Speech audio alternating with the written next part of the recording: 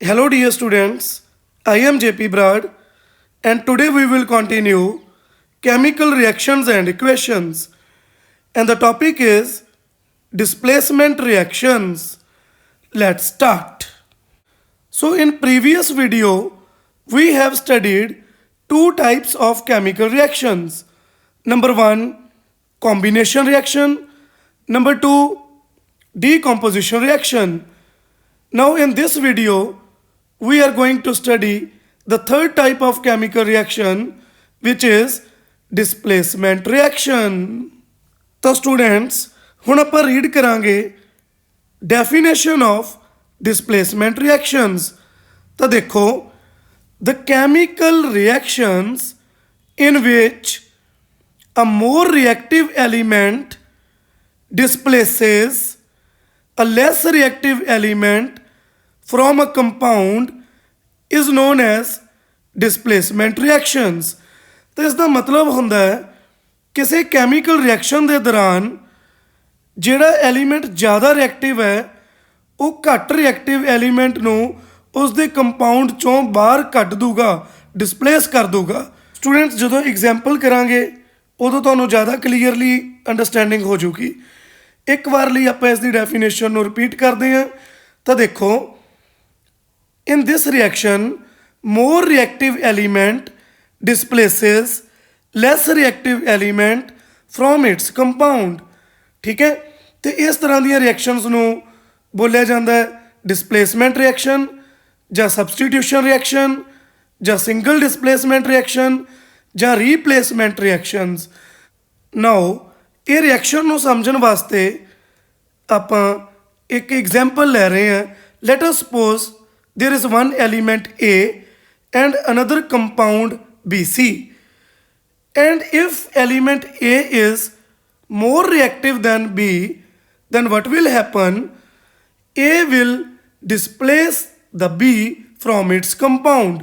ਤਾਂ ਕੀ ਕਰੂਗਾ A B ਨੂੰ displace ਕਰ ਦੂਗਾ, ਮਤਲਬ ਉਸ ਦੀ ਜਗ੍ਹਾ ਲੈ ਲੂਗਾ ਤੇ ਬਣ ਜੂਗਾ AC plus B। ਤੇ ਇੱਕ ਵਾਰ ਦੁਬਾਰਾ ਦੇਖੋ A B ਤੋਂ ਜ਼ਿਆਦਾ ਰਿਐਕਟਿਵ ਹੈ ਤਾਂ ਕਰਕੇ A B ਨੂੰ ਉਸ ਦੇ ਕੰਪਾਊਂਡ ਚੋਂ ਡਿਸਪਲੇਸ ਕਰ ਦੂਗਾ ਤੇ ਉਸ ਦੀ ਜਗ੍ਹਾ ਲੈ ਲੂਗਾ, ਬਣ ਜੂਗਾ AC ਐਂਡ ਦੂਜਾ ਪ੍ਰੋਡਕਟ ਬਣ ਜੂਗਾ B। ਹੁਣ ਸਟੂਡੈਂਟਸ ਦੇਖੋ ਜੇ A B ਤੋਂ ਲੈਸ ਰਿਐਕਟਿਵ ਹੋਵੇ ਕੀ ਹੋਊਗਾ? A ਘੱਟ ਰਿਐਕਟਿਵ ਹੈ, B ਜ਼ਿਆਦਾ ਰਿਐਕਟਿਵ ਹੈ, ਫਿਰ ਨਾ ਸਟੂਡੈਂਟਸ A B ਨੂੰ ਡਿਸਪਲੇਸ ਨਹੀਂ ਕਰ ਪਾਊਗਾ ਤੇ ਰਿਐਕਸ਼ਨ ਹੋਊਗਾ ਹੀ ਨਹੀਂ। ਇਹ ਯਾਦ ਕਰ ਲਓ ਡਿਸਪਲੇਸਮੈਂਟ ਰਿਐਕਸ਼ਨ ਸਿਰਫ ਉਦੋਂ ਹੀ ਹੁੰਦੇ ਆ ਜਦੋਂ ਇੱਕ ਐਲੀਮੈਂਟ ਜ਼ਿਆਦਾ ਰਿਐਕਟਿਵ ਹੋਵੇ ਦੂਜੇ ਐਲੀਮੈਂਟ ਤੋਂ ਜਿਹੜਾ ਕੰਪਾਊਂਡ ਦੇ ਅੰਦਰ ਹੈ, ਫਿਰ ਹੀ ਇਹ B ਨੂੰ ਡਿਸਪਲੇਸ ਕਰ ਪਾਊਗਾ। Which means less reactive element cannot displace more reactive element from its compound. ਠੀਕ ਹੈ ਨਾ। ਨਾਓ ਹੁਣ ਆਪਾਂ ਸਟੂਡੈਂਟਸ ਐਗਜ਼ਾਮਪਲਸ ਕਰਾਂਗੇ। ਤਾਂ ਦੇਖੋ ਫਸਟ ਐਗਜ਼ਾਮਪਲ ਇਜ਼ ਜ਼ਿੰਕ, ਨਾਲ ਉਸ ਦੀ ਸਟੇਟ ਲਿਖੀ ਹੈ solid. When it is reacted with copper sulphate aqueous solution what will happen? ਯਾਦ ਰੱਖੋ ਜ਼ਿੰਕ ਹੈ ਜਿਹੜਾ ਉਹ ਕਾਪਰ ਨੂੰ ਡਿਸਪਲੇਸ ਕਰ ਦੂਗਾ ਤੇ ਉਸ ਦੀ ਜਗ੍ਹਾ ਲੈ ਲੂਗਾ ਤੇ ਇਹ ਬਣ ਜੂਗਾ ਸਟੂਡੈਂਟਸ ਜ਼ਿੰਕ ਸਲਫੇਟ। ਕੀ ਬਣ ਜੂਗਾ? Zinc sulphate. ਇਹ ਵੀ ਐਕੁਆ ਸੋਲੂਸ਼ਨ ਹੋਊਗਾ। ਠੀਕ ਹੈ, ਤੇ ਜਿਹੜੀ ਇਸਨੇ ਕਾਪਰ ਨੂੰ ਡਿਸਪਲੇਸ ਕਰਤਾ ਉਹ ਕਾਪਰ ਐਜ਼ ਅ ਦੂਸਰਾ ਪ੍ਰੋਡਕਟ ਬਾਹਰ ਨਿਕਲ ਜੂਗੀ।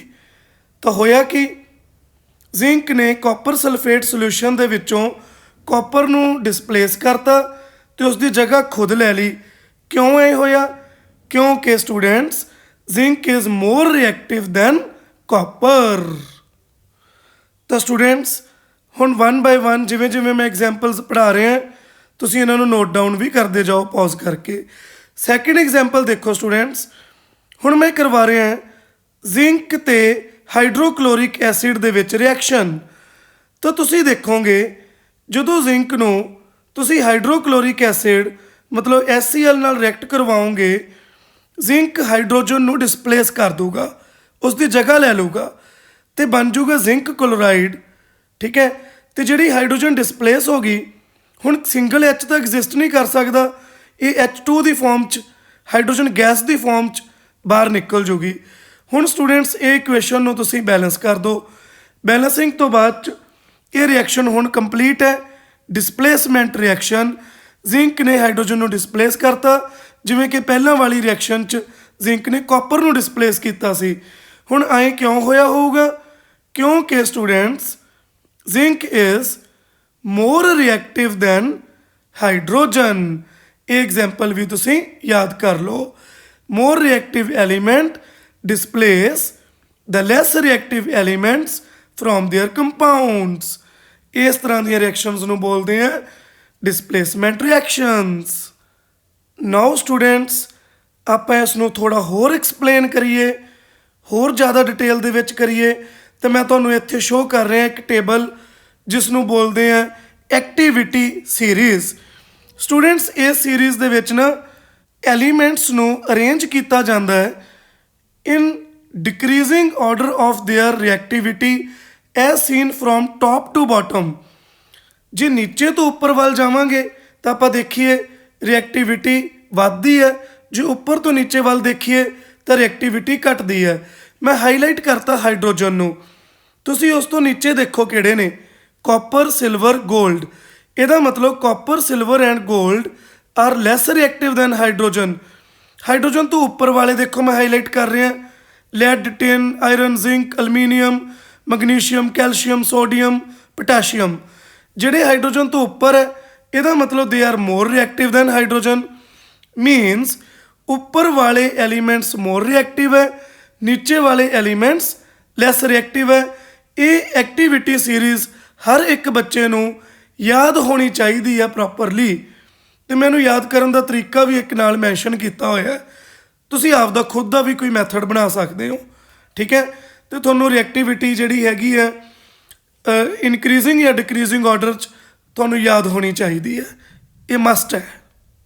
ਨਾਓ ਸਟੂਡੈਂਟਸ ਐਕਟੀਵਿਟੀ ਸੀਰੀਜ਼ ਦੇਖੋ, ਜ਼ਿੰਕ ਤੇ ਕਾਪਰ ਨੂੰ ਲੱਭੋ। ਇਸ ਦੇ ਵਿੱਚ ਤੁਸੀਂ ਦੇਖੋਗੇ zinc is above the copper. ਇਸ ਦਾ ਮਤਲਬ ਕੀ ਹੋਇਆ? ਇਸ ਦਾ ਮਤਲਬ ਹੋਇਆ zinc is more reactive than copper. ਜੇ ਜ਼ਿੰਕ ਜ਼ਿਆਦਾ ਰਿਐਕਟਿਵ ਹੈ ਕਾਪਰ ਤੋਂ ਤਾਂ ਜ਼ਿੰਕ ਕਾਪਰ ਨੂੰ ਉਸ ਦੇ ਕੰਪਾਊਂਡ ਦੇ ਵਿੱਚੋਂ ਡਿਸਪਲੇਸ ਕਰ ਦੂਗਾ। It will displace the copper from its compound. ਤੇ ਸਟੂਡੈਂਟਸ ਇਹ ਰਿਐਕਸ਼ਨ ਆਪਾਂ ਦੇਖੀ ਵੀ ਸੀਗੀ ਪਹਿਲਾਂ, ਤੁਹਾਨੂੰ ਮੈਂ ਦੁਬਾਰਾ ਦਿਖਾਉਣਾ ਹੈ। ਆਪਾਂ ਪਹਿਲਾਂ ਹੁਣੀ ਪੜ੍ਹਿਆ ਹੈ, ਜ਼ਿੰਕ ਨੇ ਕਾਪਰ ਨੂੰ ਡਿਸਪਲੇਸ ਕਰਤਾ ਸੀਗਾ। Zinc plus copper sulphate, it becomes zinc sulphate plus copper. ਇਹ ਰਿਐਕਸ਼ਨ ਤਾਂ ਹੋਇਆ ਕਿਉਂਕਿ zinc is more reactive than copper.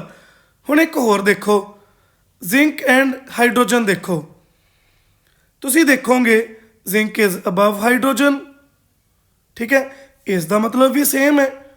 ਇਸ ਦਾ ਮੀਨਿੰਗ ਹੈ zinc is more reactive than hydrogen.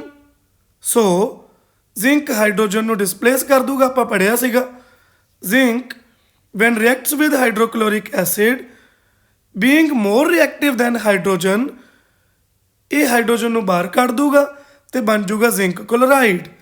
ਇਸ ਤਰੀਕੇ ਨਾਲ ਮੈਂ ਪ੍ਰੀਵੀਅਸ ਐਗਜ਼ਾਮਪਲਸ ਨੂੰ ਦੁਬਾਰਾ ਤੁਹਾਡੇ ਸਾਹਮਣੇ ਰੱਖਿਆ। ਹੁਣ ਤੁਸੀਂ ਸੋਚੋਗੇ ਜ਼ਿੰਕ ਕਲੋਰਾਈਡ ਦਾ ਫਾਰਮੂਲਾ ਕਿਵੇਂ ਯਾਦ ਹੋਊਗਾ? ਇਹ ਆਪਾਂ 9th 'ਚ ਪੜ੍ਹ ਚੁੱਕੇ ਹਾਂ। ਜ਼ਿੰਕ ਦੀ ਵੈਲੈਂਸੀ 2 ਹੁੰਦੀ ਹੈ, ਕਲੋਰੀਨ ਦੀ 1 ਹੁੰਦੀ ਹੈ, ਤਾਂ ਕਰਕੇ ਬਣਿਆ ZnCl2।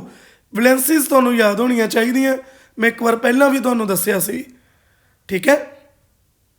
Move to next example. ਇਹ ਸਟੂਡੈਂਟਸ ਆਪਾਂ ਇੱਕ ਐਕਟੀਵਿਟੀ ਕਰ ਰਹੇ ਹਾਂ। ਇੱਕ ਟਿਊਬ ਹੈ, ਉਸ ਦੇ ਵਿੱਚ ਫਿਲ ਕੀਤਾ ਹੋਇਆ ਆਪਾਂ copper sulphate aqua solution.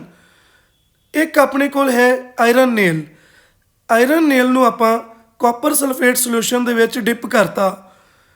Iron nail ਹੈ ਜੋ ਆਪਾਂ ਨੂੰ ਪਤਾ ਸਿੰਬਲ ਕੀ ਹੁੰਦਾ ਆਇਰਨ ਲਈ, Fe। ਹੁਣ ਸਟੂਡੈਂਟਸ ਇਹਦੇ ਕਲਰ ਯਾਦ ਕਰੋ।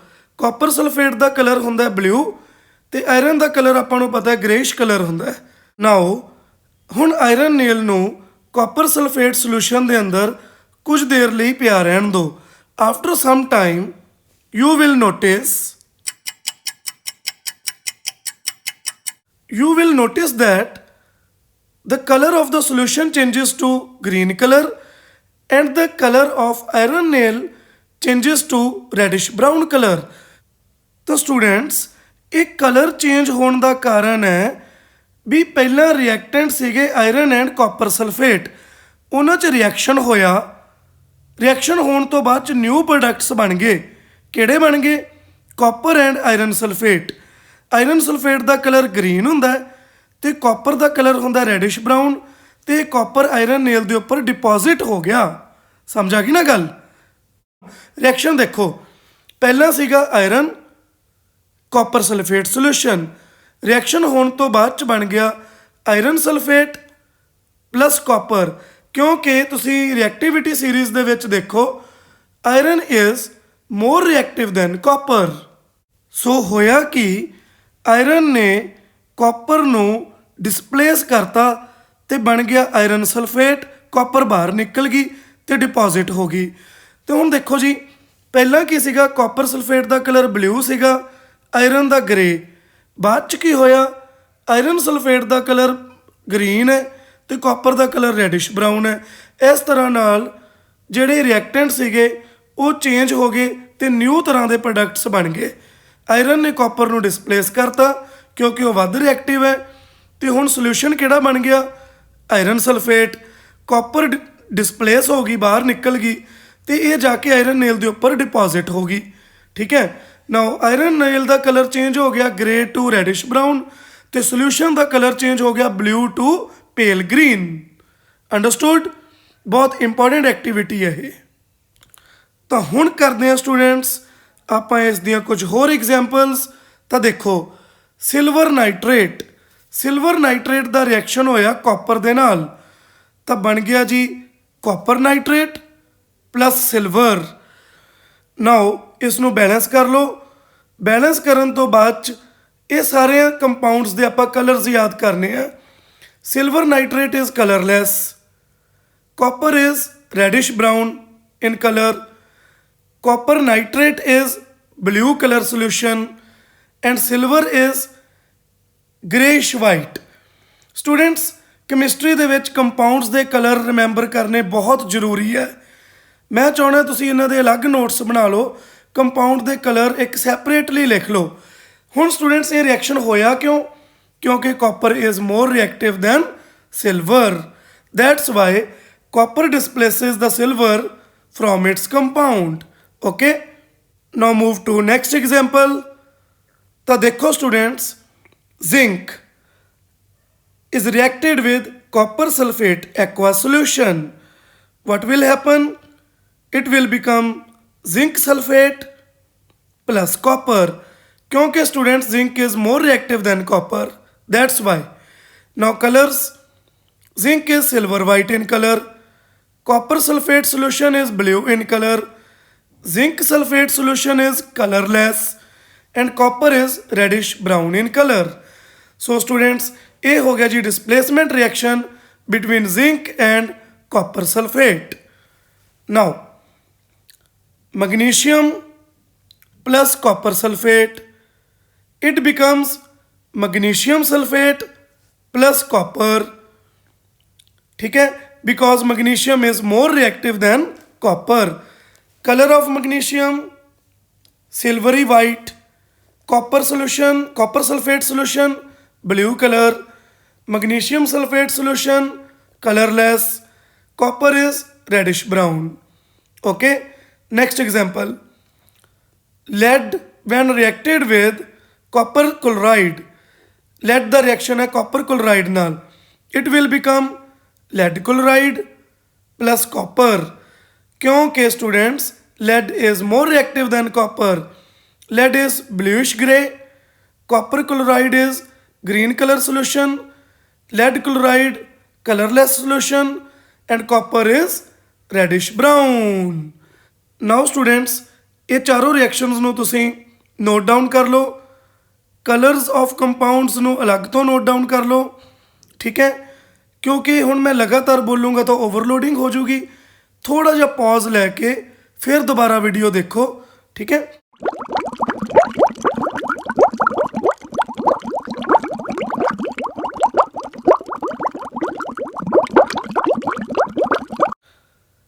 ਤਾਂ ਹਾਂਜੀ ਸਟੂਡੈਂਟਸ ਦੁਬਾਰਾ ਸਟਾਰਟ ਕਰਦੇ ਹਾਂ।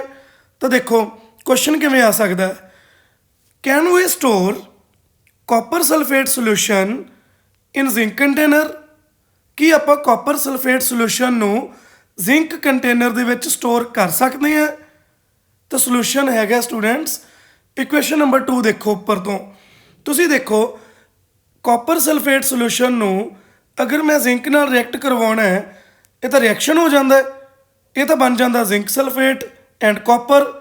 ਸਟੂਡੈਂਟਸ ਜੇ ਤਾਂ ਰਿਐਕਸ਼ਨ ਹੋ ਜਾਊਗਾ ਤਾਂ ਆਪਾਂ ਬੋਲਾਂਗੇ ਵੀ ਕੈਨੋਟ ਸਟੋਰ, ਤੇ ਅਗਰ ਰਿਐਕਸ਼ਨ ਨਾ ਹੋਵੇ ਤਾਂ ਫਿਰ ਆਪਾਂ ਕਵਾਂਗੇ ਯੈਸ ਵੀ ਕੈਨ ਸਟੋਰ। ਇਹ ਆਪਾਂ ਨੂੰ ਤਾਂ ਪਤਾ ਚੱਲੂਗਾ ਜੇ ਐਕਟੀਵਿਟੀ ਸੀਰੀਜ਼ ਮੈਨੂੰ ਯਾਦ ਹੋਊਗੀ ਤੇ ਮੈਨੂੰ ਪਤਾ ਚੱਲ ਜੂਗਾ ਰਿਐਕਸ਼ਨ ਹੋਊਗਾ ਜਾਂ ਨਹੀਂ ਹੋਊਗਾ। ਅੰਡਰਸਟੂਡ। ਨਾਓ ਇੱਕ ਐਗਜ਼ਾਮਪਲ ਹੋਰ ਕਰਦੇ ਹਾਂ ਸਟੂਡੈਂਟਸ, ਇਹ ਮੈਟਲਸ ਦੀ ਨਹੀਂ, ਇਹ ਨਾਨ ਮੈਟਲਸ ਦੀ ਐਗਜ਼ਾਮਪਲ ਹੈ। ਦੇਖੋ ਇੱਕ ਨਾਨ ਮੈਟਲ ਹੈ chlorine gas, it reacts with potassium bromide. When chlorine gas react with potassium bromide, it becomes potassium chloride plus bromine gas. And remember, color of bromine gas is reddish brown. Students, ਇਹ reaction ਨਾ ਤਾਂ ਹੋਇਆ ਕਿਉਂਕਿ chlorine is more reactive than bromine। ਤਾਂ ਇਹ ਆਪਾਂ ਨੂੰ ਯਾਦ ਰੱਖਣਾ ਹੋਊਗਾ, ਠੀਕ ਹੈ। ਤਾਂ ਹੀ ਕਲੋਰੀਨ ਨੇ ਬ੍ਰੋਮੀਨ ਨੂੰ ਡਿਸਪਲੇਸ ਕਰਤਾ ਉਸਦੇ ਕੰਪਾਊਂਡ ਦੇ ਵਿੱਚੋਂ ਤੇ ਬਣ ਗਿਆ ਪੋਟਾਸ਼ੀਅਮ ਕਲੋਰਾਈਡ। ਓਕੇ ਸਟੂਡੈਂਟਸ, ਨਾਓ ਫਾਈਨਲ ਨੋਟ ਆਪਾਂ ਯਾਦ ਕਰਦੇ ਹਾਂ 2 ਪੁਆਇੰਟਸ। ਤਾਂ ਹੁਣ ਸੁਣੋ, all displacement reactions are exothermic reactions। ਮੇਰੀ ਗੱਲ ਸੁਣ ਲਓ, ਜਿੰਨੇ ਵੀ ਡਿਸਪਲੇਸਮੈਂਟ ਰਿਐਕਸ਼ਨ ਆਪਾਂ ਪੜ੍ਹੇ ਆ ਇਹ ਐਗਜ਼ੋਥਰਮਿਕ ਰਿਐਕਸ਼ਨ ਹੁੰਦੇ ਆ। ਐਗਜ਼ੋਥਰਮਿਕ ਦਾ ਮਤਲਬ ਹੈ heat is released during the reaction, ਠੀਕ ਹੈ, ਇਹ ਧਿਆਨ 'ਚ ਰੱਖੋ ਚੀਜ਼। And the second point is almost all decomposition reactions are endothermic in nature। Student जिन्ने भी decomposition reaction पढ़े है, photolytic decomposition, electrolytic and thermal decomposition, ये endothermic reaction है स्टूडेंट्स। क्यों endothermic है? क्योंकि decomposition reactions ਨੂੰ start ਕਰਨ ਵਾਸਤੇ एनर्जी की रिक्वायरमेंट होंदी है। किहड़ी एनर्जी की रिक्वायरमेंट होंदी है? हीट एनर्जी हो सकती है, लाइट एनर्जी हो सकती है, इलैक्ट्रिक एनर्जी हो सकती है, ठीक है। जिहड़ियां रिएक्शनस नूं स्टार्ट करने वास्ते एनर्जी की जरूरत पैंदी है उन्हां नूं आपां बोलदे हैं एंडोथर्मिक रिएक्शनस। ओके स्टूडेंट्स, अज दा टॉपिक होया समाप्त। तां मिलदे हां जल्दी। Enjoy the learning process. Goodbye. Take care.